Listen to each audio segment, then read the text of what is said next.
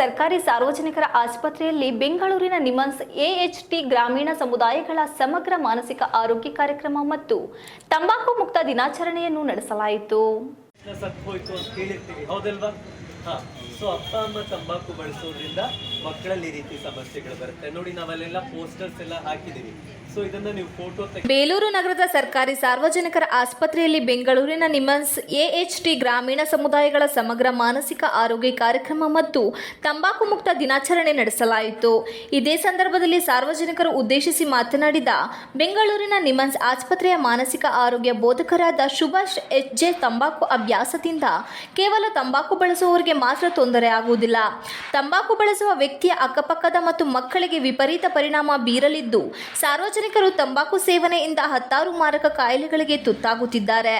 ಹೆಚ್ಚಾಗಿ ಮಹಿಳೆಯರು ಬಂಜೆತನ, ಕೂದಲು ಉದುರುವಿಕೆ, ಚರ್ಮ ರೋಗಗಳಂತ ಕಾಯಿಲೆಗೆ ತುತ್ತಾಗುತ್ತಿದ್ದು, ಪುರುಷರು ಹೃದಯಾಘಾತ, ಮೂತ್ರಪಿಂಡ ಕಾಯಿಲೆ ಮತ್ತು ಕ್ಯಾನ್ಸರ್ಗಳಂತ ಭೀಕರ ಕಾಯಿಲೆಗಳಿಗೆ ತುತ್ತಾಗುತ್ತಿದ್ದಾರೆ. ತಂಬಾಕು ಅಭ್ಯಾಸದಿಂದ ತಂಬಾಕು ಸೇವನೆ ಮಾಡಿ ವ್ಯಕ್ತಿಯಲ್ಲದೆ ಕುಟುಂಬವು ಬೀದಿಗೆ ಬರುತ್ತಿದೆ.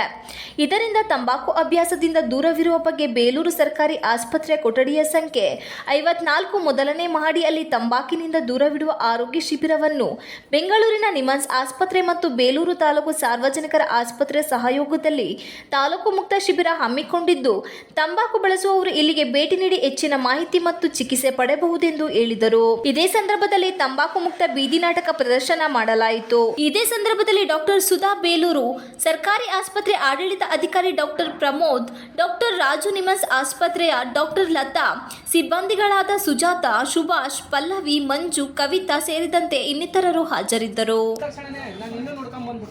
ಒಂದು ವಿಷಯ ಗಮನಿಸಿದೆ ಭೀಮಾ, ಹಾಗಾದ್ರೆ ಮೊದಲು ನೀವು ಚಿಂತೆ ಬಂದಾಗ ಏನ್ ಮಾಡ್ತಾ ಇದ್ದೆ ಭೀಮಾ? ನನಗೆ ಮುಂಚೆ ಎಲ್ಲ ಚಿಂತೆ ಬರ್ತಿತ್ತು, ತುಂಬಾ ಕಡಿಮೆ. ಆ ರೀತಿ ಚಿಂತೆ ಬಂದ್ರು ನಾನು ಸಾಂಗ್ ಕೇಳ್ತಿದ್ದೆ, ಸಾಂಗ್ ಆಡ್ತಿದ್ದೆ, ಅಥವಾ ಇನ್ನೂ ಬೇಜಾರಾಯ್ತು ಅಂತಂದ್ರೆ ಮೆಗಚಿಡ ಮತ್ತೆ ಹೋಗ್ಬಿಟ್ಟು ಈಜಾಡ್ತಿದ್ದೆ. ಇವಾಗೆಲ್ಲ ನೀನಿಂದಲೇ ತಲೆನೇ ಓಡಲ್ಲ ನನಗೆ.